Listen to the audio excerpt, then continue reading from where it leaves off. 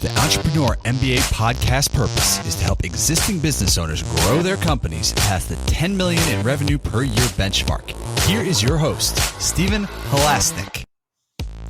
Welcome, everyone. My name is Stephen Halasnik, and I'm co-founder of Financing Solutions. My company, Financing Solutions, provides easy-to-set-up lines of credit for small businesses, and I will be your host for today's podcast. If you're interested in getting a line of credit or learning more about it for your business, please go to fscreditline.com. That's FS as in Financing Solutions, creditline.com.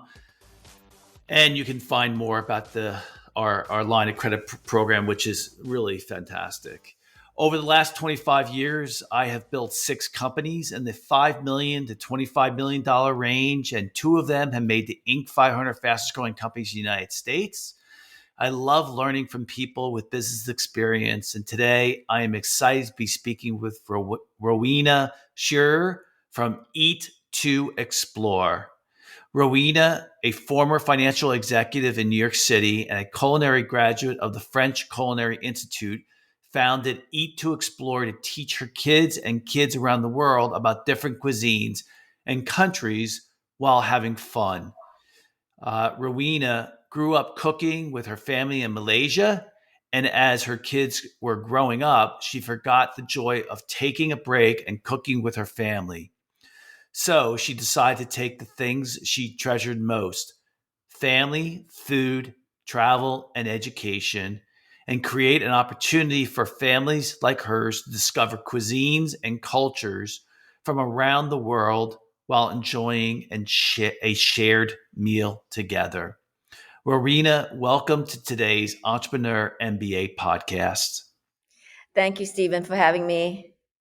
You know, it's such a great topic. After I saw that we had booked you, I actually started sending your website out to a number of my friends. Oh, thank you. Yep. I started cooking with my 13-year-old son recently for him and I to spend more time together, and he loves it. He loves it. I really, I don't use the Eat2explore because he's 13, and I kind of, I wasn't really sure. I'll send you a box to try it. Yeah. The country. Well, so we do Hello Fresh, and he really, really enjoys it. I enjoy the company. We do it twice a week, and it's been really great. But I really saw the value of shutting off the TV, shutting off the phones and everything, and us just, spending time doing things like, be sexist. Most men and young boys like doing things instead of talking about things. And I find as if we're doing things, we then talk about things. So it's really cool. But, I'd love to, I'm really interested in today's topic because I really didn't know what it was. And that's, one of the reasons why I love doing these podcasts, is I get to learn about things I didn't know. So I had to Google it, and I started learning about today's topic. Is going to be omnichannel marketing, distribution, promotion, and communication. So, right off the bat, maybe you could just tell us a little bit about what is omnichannel marketing. To me, omnichannel it's like different ways of marketing. I mean, people think of it more in a digital sense, and it could be mobile apps or website, and then you got your social media. But for me, it's more than that, and it's kind of a general concept. Like for Eat2explore, we're both B2B and B2C, and then even with B2B, we are exploring different avenues. Like, we're looking at tourism, we're looking at groceries, we're looking at retail stores, and in addition to working directly with schools, and then working on online sales and Amazon sales, and you name it, we're in it. And to me, that's how I see omnichannel, is to be able to explore avenues that you could tweak your product a little bit, but still reach the same objective, which to me, it's a mission-based, is to educate just the next generation to be more culturally aware, to learn a life skill about cooking, and everything start with kids, right? They have clean slate, their health, their mental health, their physical health, it's all connected with the food we put in. And so if they are able to understand what they're eating and able to prepare it themselves, they are actually set up for success in the future. So I'm thinking, for me, is how do I reach that ultimate channel for my audience, which is kids and families, but doing it in all different ways. So Yeah, well, when I think of the word omni, and I was going to look up the Latin word, I just didn't have the time. I think of omni as one, but is omni multiple? Does that? I think it's one product with different channels. Okay, Ah, what is the? I'm looking right now. What is, yeah, that? yeah. Well, that makes more sense to me. One product with different channels. Right. Um, It's so, like your product, for example, let's go back to what I was saying about my son before. When I read your webpage, and I did look at it very quickly. It said 5 years and older. So I yes. kind of thought at 13 that we kind of are kind of timed out of it, you No, know. actually, the interesting thing is we have a lot of teenagers and even adults using it because they are not kid food. The reason why it's five and up, it's a family event. It's a family cooking. So I want family that have kids from 5 to even 18 to be able to participate. And that's how I grew up. The reason I thought of it that way is when I was growing up, my mother in Malaysia, my mother would make sure my three of us, the three girls, my sisters and I, will each have a role in preparing a meal, and we do it as a family. So therefore it's five and up with the whole family getting involved. And our steps actually provide chef hats on, like, is this step for a 3-year-old, or the step for a 10-year-old, a step for a more proficient chef, right? And we have many teenagers who just make it the full meal themselves, and some even the two siblings do it themselves and then serve it to the whole family. So it's a family meal that meant to be shared and cooked together as a family. You know what? The suggestion I would make is just take it for what it's worth. Is I would put on your website from 5 to 18 instead of 5 and up. Okay, Because if I make that mistake, it could have been just me. that's true. Okay. That's true. But because when I looked at it, I thought, oh, this is more for like kids who are 5 to 10, and I'm Got it. my Got it. teenager. I Got don't it. know. Yeah, yeah, yeah. So, anyway. So what was interesting was I had never heard the strategy of omni strategies. I never heard of that Well, before, do you or want omni to? marketing. What? Sorry to interrupt. I just look up the Omni definition. Yeah, It's in all ways. So in all ways. of all things. So in all ways. So it's like one product in all ways of channeling, of marketing channels or sale channel. Yeah, I mean, I can't believe that somebody actually put a word associated with that because, I mean, isn't that marketing? you know? It's probably done by a management consultant. Oh, probably. Yeah. I mean, it's just, It just like, sounds sexy, like omni channels. yeah. I mean, listen, I am the king of omnichannel because I'm always trying and testing and Exactly. measuring and Exactly. hey, this company is 10 years old. And I tell you a funny story. It's just when we first started financing solutions, we were using Google AdWords, and for the first 6 months it was incredible. We were like, oh my God, this is great. We can turn it on, we can turn it off. Our competition hasn't found out about it. Well, guess what happened? Our competition found I out know. about it, and the prices went through the roof, and became unattainable. And so then, of course, we had to go through all the omni channels, marketings, and stuff like that. We went to direct marketing, we went to email marketing, mail market, direct mail. We went to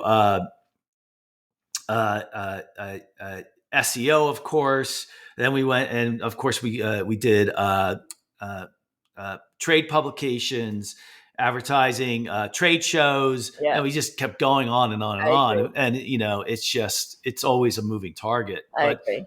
is so in a general sense, your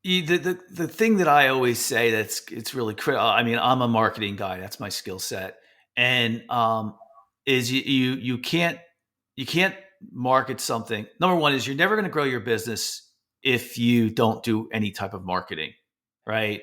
So if you're going to stay small, Right. if your business is word of mouth, Right. right, Gotta it's just spend going to stay money. small. You You gotta got to spend money. well, you got to spend money, but you got to get the money back, right? So that comes to my second point, and so you got to find these omni channels, which Right. is a great word, interesting word for it. Right. You got to find these omni channels of trying different things. I agree with you. You got to try things. You got Yeah. to spend some money, Mm-hmm. see if it works. But the hardest part, if you think it through, it's not always hard, but sometimes it is, and that is measuring it. Yes. Right? I know. Do you have that problem too, Mm, where I like? Go ahead. Yeah, sorry. I know exactly what you're saying because I try everything, but I always feel, and I'm not a marketing person. I'm just a very financial focused person because I feel like you have to spend money to make money, but you have to try it first and then understand the results to see if it's worth it. So I have a Google Studio data reporting that shows me my daily performance, but I also actually create a monthly analysis of every platforms and how much we're getting for each one of them and how much we're spending. And what and I've done this every month since we started 3.5 years ago and on every channel, and which is reason why I drop off on some channel because it's just not worth it, right? And what I've noticed and where is my focus this year is more on the corporate side because once I get to somebody like the schools, for instance, I want to grow that more. And because it's literally no expenses on my part. I go to trade shows, it's like $500 in airplane and accommodation. But that's like big bucks, like long term. And the same thing with the like tourism board and with the forage. So I kind of still have my direct to consumer on the digital marketing, which I know I can't escape. It's just SEO search that all have to happen, but my spend is a little less and it's more targeted. But I'm focusing more on the corporate side, and like It, we're talking to grocery stores. Like I yeah. think that's a big one. Now you're when you from an SEO perspective, natural search words.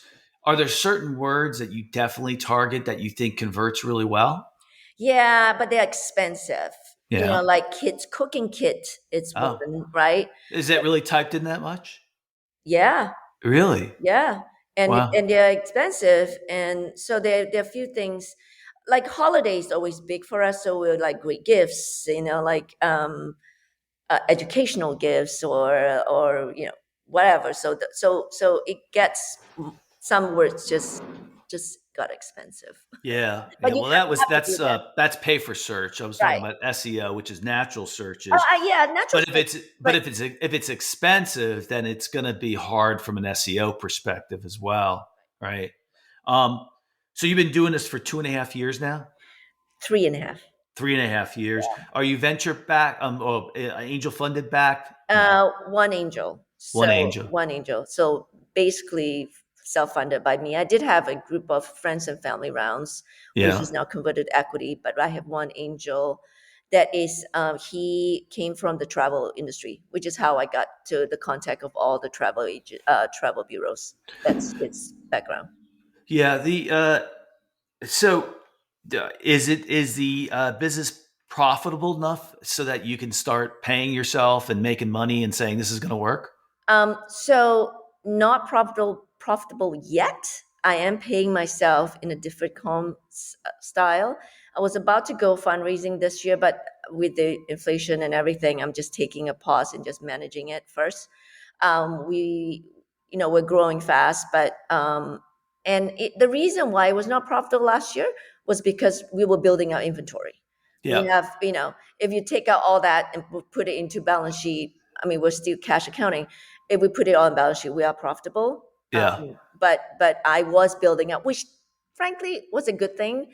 So this year, my whole objective is to become profitable because our inventory is done. Like we have yeah. enough to manage this whole year, which was actually good because everything's so expensive now, right? And I Yeah, bought it yeah, last year, and it was better for me in a way. yeah. So we're gonna do a tit for tat. This just made me think of it because I think we all learn more from our mistakes than we do our successes, right? Yes. So you're gonna tell me the biggest thing you've learned over the last 3 years in marketing that was a mistake. That's a general, concept here. You can give some specific and then a general concept, and I'll give you mine too. Okay. So you go first. You tell me your biggest mistake, the thing that you learned. You said, you know what? This was a mistake. I learned from this one, and this is what our audience, my listeners, should know. I think the big, I have a few, obviously. So when I first started, I think I overcommit on certain things without, like for instance, getting a lot of certain packaging stuff that I didn't really go and test the market truly first, right? Because I was trying to save money and like buy in bulk, right? Which is a mistake. You gotta like slowly test the market, that get the consumer tell you what they want before you Yeah, commit, right? yeah, So that's one thing. And then a few channels that failed. Obviously, I mentioned earlier the direct mailing didn't work out, and then the distribution to gift through the distributors didn't work out because most gift distributors just like candles and shampoos and soaps, and they can't explain my product. So it was very hard for them to try and explain our product to gift stores. We parted ways. It was a little expensive experience. And then the other thing was I overspent on Facebook when it was great, which is why I always say Facebook is a little bit like you're on a drug. You get adrenaline shot and you're like, wow, I'm doing great. So it was amazing when I first started in 2019 and 2020 during COVID. It was amazing. And then come 2021 of March when all that happened, it just suddenly became too expensive, but I still continue spending. And I feel that money, it's gone down the drain. It yeah, was not effective.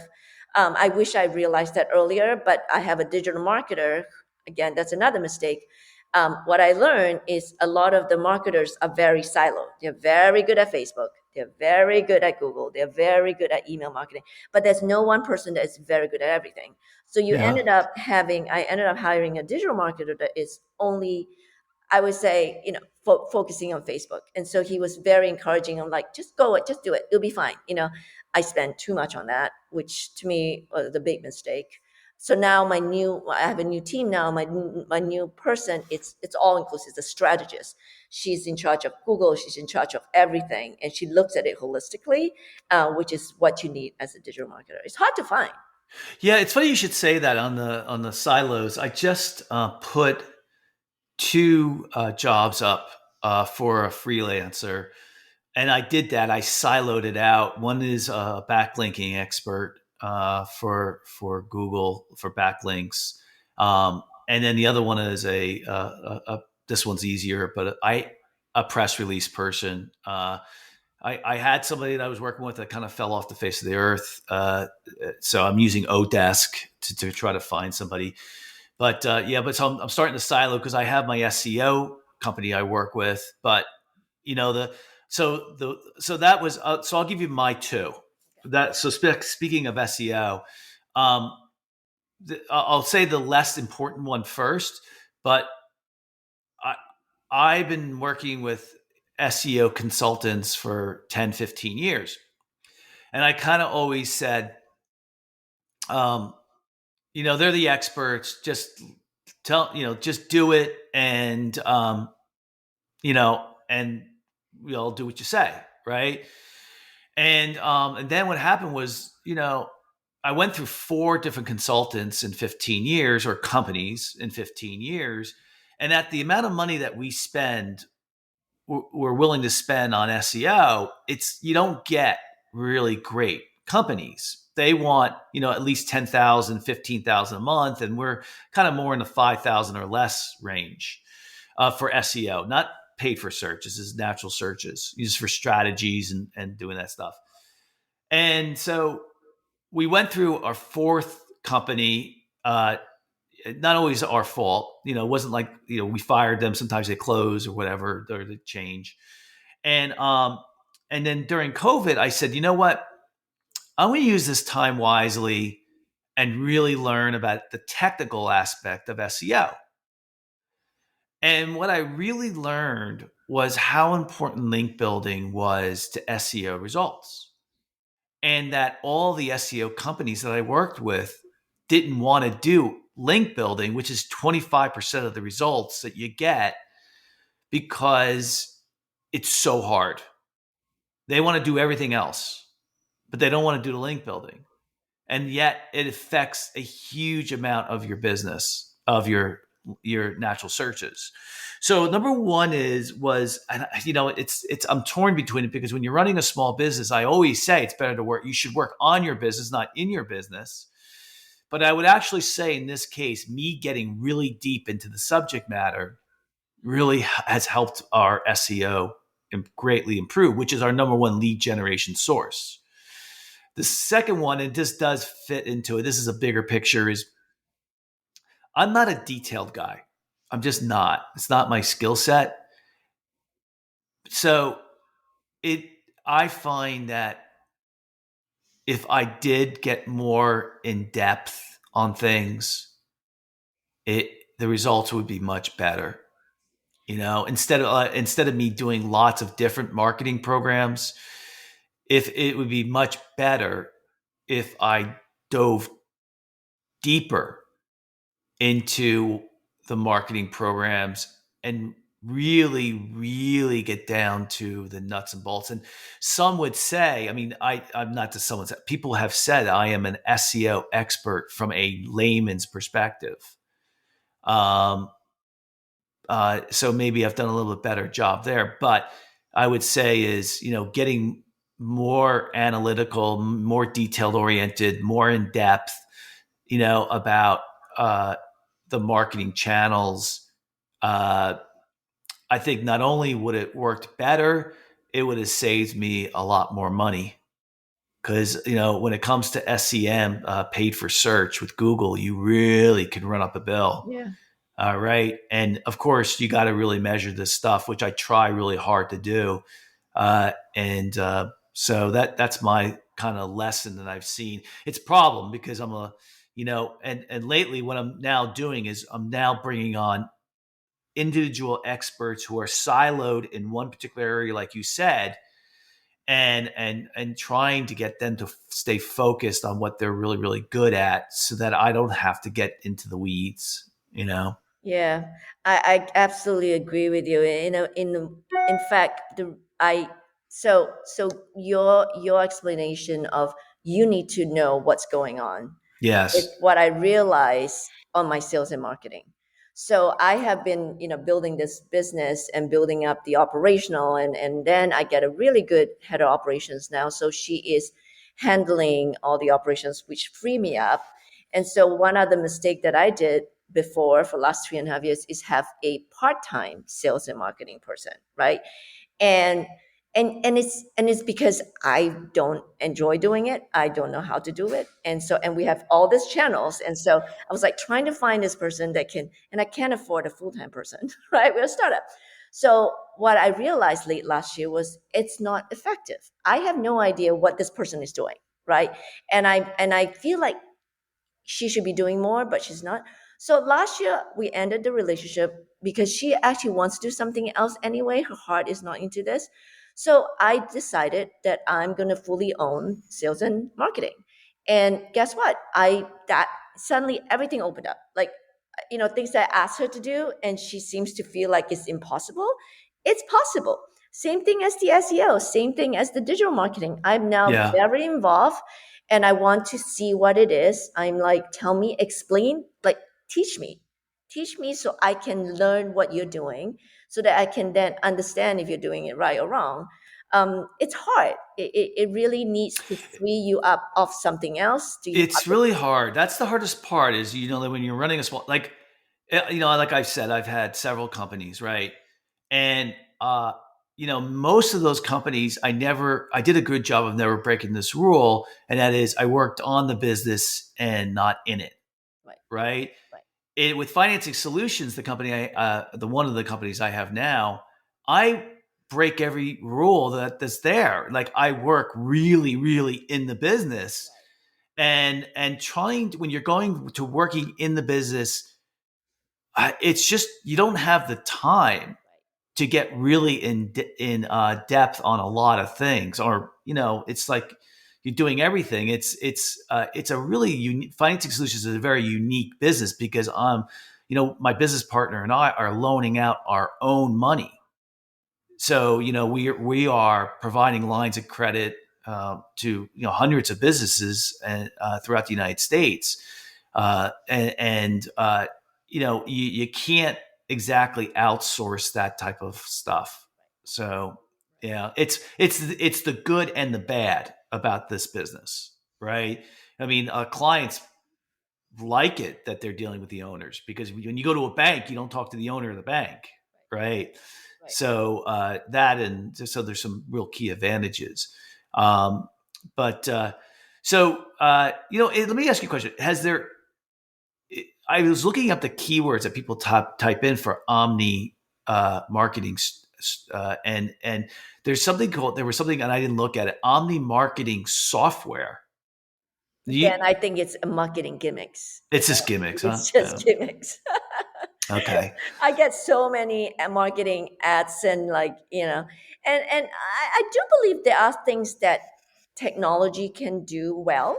Oh, I forgot to add one more thing, which is another omni-channel of ours is affiliate marketing, and we're doing really well with that. Yeah. Where we use share sale, but I actually hire an agency that uses a technology called Purple to find and share and find good affiliates. And it's not just finding, but nurturing.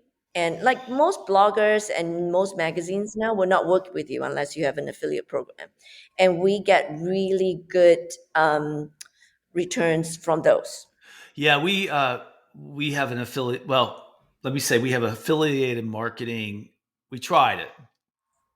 The things I would tell our listeners is that we use a WordPress website, and there's a great plugin called Affiliate WPay that for like hundreds of dollars you can get put on your website, and the what I had found in my research is, of course, there's lots of companies that will find you affiliated marketing through their channels, so to speak, and it's pretty expensive, right?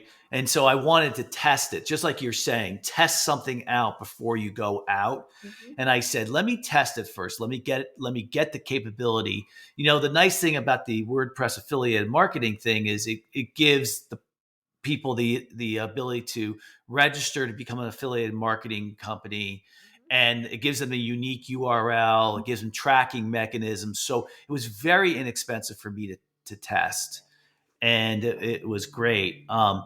Uh, so it didn't kind of work out for us, unfortunately, but I'm glad I did it. I certainly learned a lot by doing it, and that's the other thing I think a good lesson is, you kind of got to try things, and you keep trying, right? Like you've done a lot. I can hear it. You've done a lot of different channels, and I bet you can go back now and say, "Oh my God, that was kind of stupid," Yes, I have. right? Right? That was stupid. I Yeah, spent a lot. you gotta like be able to like know, the blood is gone. They just pull out the bandit and move on, right? Yeah, yeah, You gotta realize that. And I my team knows it. I just try everything. Just tell me what I need to try, and we'll move if we need to. yeah, It's worth it, especially for startup and new business. You just don't know what clicks with yeah, customers, yeah, and if you once you know that it clicks, then just go full on. But some may be more expensive experience than others, but just be aware and be really on top of things when you yeah. try I it. mean, if you had to guess how many marketing channels you're trying right now? Um, on the digital side, I can tell you I have 6 different marketing channels, and then and I use technology. We're on Shopify, which is one thing I love about Shopify is everything is plug-in, so you can definitely do that easily. And then on the corporate side, it's more relationship. It's more like, you Yeah. build that over time. Sure. So I feel like right now my B2C, it's out of autopilot because I've tested what works and we're going to keep doing what we're doing. And now my key focus is like creating those network relationship for B2B. Yeah. Have you done much PR work or no? Yeah, we have. We have tried everything again. I started with a very cheap and smaller PR firm that is nationwide. They're very good. They really work with women startups. And then during COVID, I kind of took a risk and go with a high end New York City, very lifestyle, food focused PR that gave me a huge discount because of COVID, because they lost all the customers. And then once COVID passed, I actually have them and my old one for a while, my cheaper one. And the expensive ones definitely get more attention because they can, they send boxes to actresses, to like stars, to get me on everything. But when COVID ended and business in restaurants and lifestyles and hotels are busy again, they literally want to like 10x my what I charged before, what I was paying before. And I just like, I can't afford you. And it was great. Maybe at some point we'll reconnect again. But we did what we did and we got a lot of exposure and I have that relationship. So it was great.